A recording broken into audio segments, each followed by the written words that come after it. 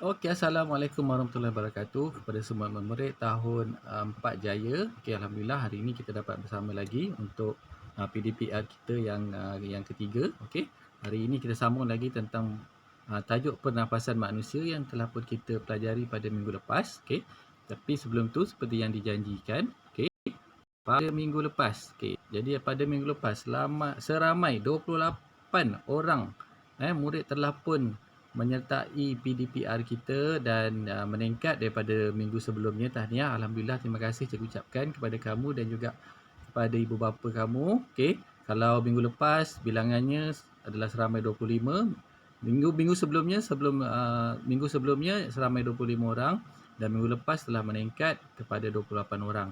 Dan seperti yang cikgu janjikan, salah seorang daripada kamu akan cikgu berikan hadiah pada hari ini.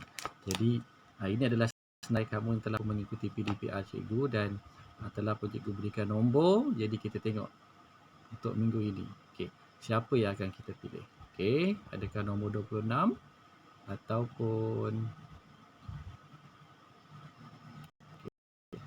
nombor 9. Okey, kita tengok siapa yang menduduki ataupun berada di tempat yang ke-9. Okey. Okey, tempat yang ke-9.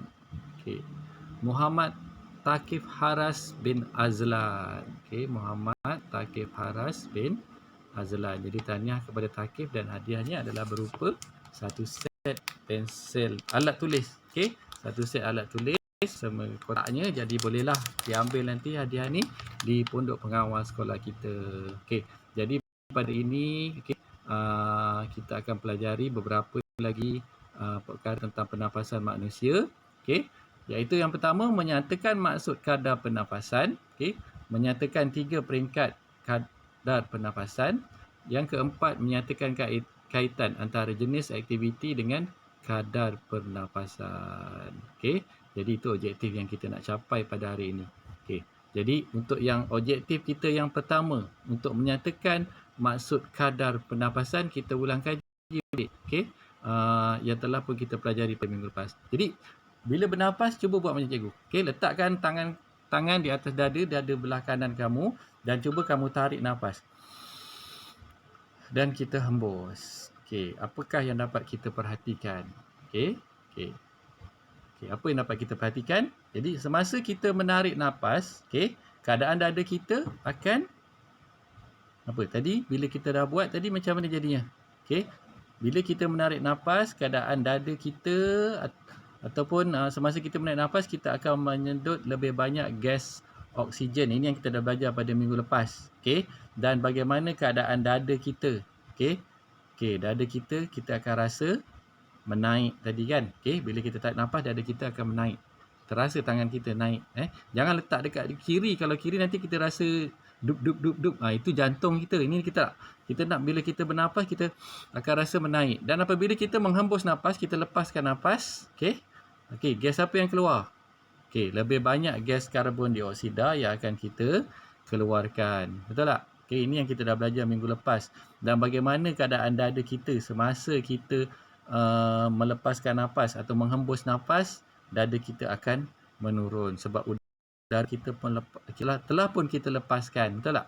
Okey, jadi inilah yang berlaku. 2 peringkat semasa kita bernafas. Satu masa menarik nafas, dada kita menarik. Okey, sekarang kita tengok tentang kadar pernafasan. Okey, apa maksud kadar pernafasan? Tadi bila kita bernafas, dada kita akan naik dan turun.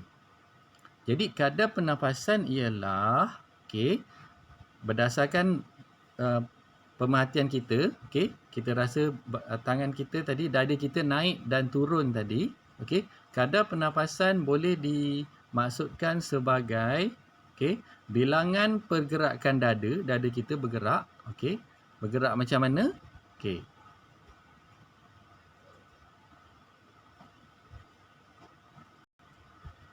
Bilangan pergerakan dada. Dada kita tu bergerak berapa kali. Bila kata bilangan tu, dia berapa kali. Bilangan pergerakan dada naik dan turun. Dia naik turun. Itu dikira sekali dalam masa 1 minit. Jadi bila naik turun tu dikira sekali dalam masa 1 minit tu berapa kali. Itulah dia masukkan dengan kadar pernafasan, iaitu bilangan pergerakan dada naik dan turun dalam 1 minit. 1 minit berapa kali kita naik dan kita dada kita naik dan juga turun. Itu dimasukkan dengan kadar pernafasan. Okey. Jadi ada orang ketikanya dada dia naik dan turun tu dalam masa seminit banyak kali, betul? Ada kalau kita melakukan aktiviti tertentu, mungkin bilangan pergerakan dada naik dan turun tu, okey, dalam 1 minit dia tak banyak kali, mungkin dalam 4 atau 5 kali dan sebagainya. Okey, jadi kadar pernafasan ialah bilangan pergerakan dada naik dan turun dalam 1 minit. Dalam seminit tu berapa kali dia naik dan turun. Naik turun tu dikira sekali bukannya naik sekali turun sekali. Naik turun tu dikira sekali sebab kita bila kita bernafas sekali, tarik nafas dan kita hembus nafas. Tu dikira sekali kita bernafas. Okey. Jadi itu maksud kadar pernafasan. Itu objektif kita yang pertama. Okey. Sekarang kita tengok objektif kita yang kedua. Okey.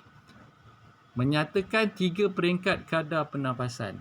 Okey. Jadi bila kita melakukan aktiviti yang sangat perlahan, boleh dikatakan kurang pergerakan, terlalu kurang pergerakan. Contohnya, bila kita menonton televisyen, kita tidur, ataupun kita membaca, ataupun apa-apa saja aktiviti seperti berbual, menonton internet dan sebagainya.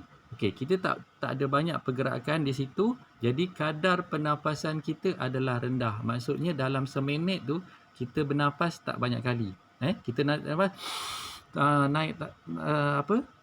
tarik nafas dan hembus nafas tu dalam seminit mungkin kita perlu buat dalam masa 5 atau 6 kali saja. Dalam masa kita tidur tu. Tak adalah orang tidur dia macam termengah-mengah. Tu kalau orang ada penyakit dia akan macam tu. Tapi kalau orang normal macam kita ni, biasanya kadar pernafasan, ingat kadar pernafasan tadi, bilangan pergerakan dada naik dan turun dalam masa seminit rendah, iaitu bilangannya tidak banyak. Jadi kita tengok peringkat yang kedua. Aktiviti yang perlahan, ada pergerakan tetapi perlahan, seperti kita berjalan, kita lakukan senaman tai chi, senaman yang perlahan tu. Macam kalau kita tengok tai chi ni, dia macam salah satu seni pertahankan diri juga. Tapi biasanya orang gunakan untuk bersenam, buat yoga, tai chi. Itu pergerakan-pergerakan yang perlahan. Kalau macam berzumba tu dia laju juga. Kalau tai chi ni tak. Dia lebih banyak bergerak, lepas tu tarik nafas panjang-panjang, hembus, macam tu. Jadi itu pergerakan tak banyak. Macam kita berjalan juga. Lagi macam mana? Kita memasak. Kita buat apa lagi? Menyiram pokok, kan? Gunakan getah paip tu, bukan kita angkat air. Kalau kita gunakan getah paip siram pokok. Jadi pergerakan tu ada tetapi tidak banyak dan juga perlahan, taklah terlalu pantas. Jadi kita perlu bernafas dengan sederhana, mungkin 20 kali atau 30 kali dalam seminit. Itu dinamakan kadar pernafasan sederhana. Bilangan pergerakan dada naik dan turun tu dalam tempoh 1 minit tu bilangannya sederhana, tidaklah begitu kerap. Itu dinamakan kadar pernafasan yang sederhana. Dan peringkat yang ketiga, aktiviti pantas. Aktiviti pantas kita melompat, kita buat skipping, kita berenang, kita berlari. Ini melibatkan aktiviti yang pantas ataupun naik tangga, turun tangga, bermain bola sepak. Pergerakan-pergerakan yang lasak ini menyebabkan kita kena bernafas dengan lebih banyak sebab kita perlukan oksigen yang lebih banyak untuk kegunaan badan kita. Menyebabkan kadar pernafasan kita semakin tinggi. Bilangan pergerakan dada kita dalam masa 1 minit tu banyak kali dia naik dan turun. Ini biasalah bila kita berlari, kita akan macam tu kan, naik turun banyak kali. Jadi ini dinamakan aktiviti yang pantas menyebabkan kadar pernafasan adalah tinggi. Itu dia. Jadi ini objektif kita yang kedua. Kalau kita recap balik, 3 peringkat kadar pernafasan. Kadar pernafasan rendah, kadar pernafasan sederhana dan kadar pernafasan yang tinggi. Dan objektif kita yang ketiga pada hari ini ialah menyatakan kaitan antara jenis aktiviti dengan kadar pernafasan. Jadi tadi kita dah tengok jenis aktiviti daripada sangat perlahan kepada pantas menyebabkan kadar pernafasan kita juga turut berubah daripada rendah sederhana kepada tinggi. Jadi kita tengok sini. Jenis aktiviti daripada sangat perlahan kepada pantas. Jadi kepantasan kita bertambah di situ, kan? Dan menyebabkan kadar pernafasan kita daripada rendah sederhana kepada tinggi pun akan bertambah. Jadi kesimpulan atau kaitan dia, jenis aktiviti bertambah pantas menyebabkan kadar pernafasan bertambah tinggi. Bawah tu. Ini adalah kaitan atau kesimpulan ataupun hubungan antara jenis aktiviti dengan kadar pernafasan. Jadi itu adalah objektif kita yang ketiga. Tak ada orang buat aktiviti makin pantas, kadar pernafasan dia perlahan. Relax aja, dia tak ada apa-apa. Tu macam tak logik lah. Bukan kita je, haiwan pun sama. Bila kita buat aktiviti pertama pantas, kita perlu lebih banyak tenaga, lebih banyak oksigen kita perlukan, lebih banyak karbon dioksida atau gas beracun yang perlu kita buang dari dalam badan kita, menyebabkan kita kena bernafas dengan lebih kerap, lebih banyak kali. Jadi Jadi rasanya pelajaran kita hari ini, kita ulang balik. Menyatakan masuk kadar pernafasan. Kadar pernafasan merupakan bilangan pergerakan dada naik dan turun dalam seminit. Seminit je kita kira. Kita tahulah tu. Kemudian menyatakan 3 peringkat kadar pernafasan. Ada 3 peringkat, rendah, sederhana dan tinggi. Dan terakhir sekali ialah menyatakan kaitan antara jenis aktiviti dengan kadar pernafasan. Iaitu apabila jenis aktiviti bertambah pantas, kadar pernafasan, tu tak ada noktah di situ, kadar pernafasan bertambah tinggi. Jadi yang kita nak kaji hari ni, ingat, bukannya degupan jantung, walaupun dia ada kaitan, tapi bukan kita nak tengok tentang degupan jantung, kita tengok tentang kadar pernafasan. Kalau degupan jantung ni, kamu tak tarik nafas pun dia tetap berdegup juga. Dia duk duk duk duk duk duk. Itu degupan jantung. Kalau bernafas kita itu berkait. Dia berkait sebenarnya. Jadi untuk hari ini, itu saja yang perlu kita nak capai. Cikgu harap kamu dapat faham tentang isi pelajaran hari ini. Kalau ada yang tak faham, boleh tanya cikgu. Dan apabila kamu faham, bolehlah jawab soalan yang telah cikgu sediakan pada pautan yang telah pun cikgu beri. Jadi untuk itu, cikgu harap sentiasa berada bersama-sama keluarga. Jangan ke mana-mana jika tidak ada urusan penting. Dan cikgu ucapkan selamat bercuti Tahun Baru Cina. Tapi bukan beraya, duduk rumah saja.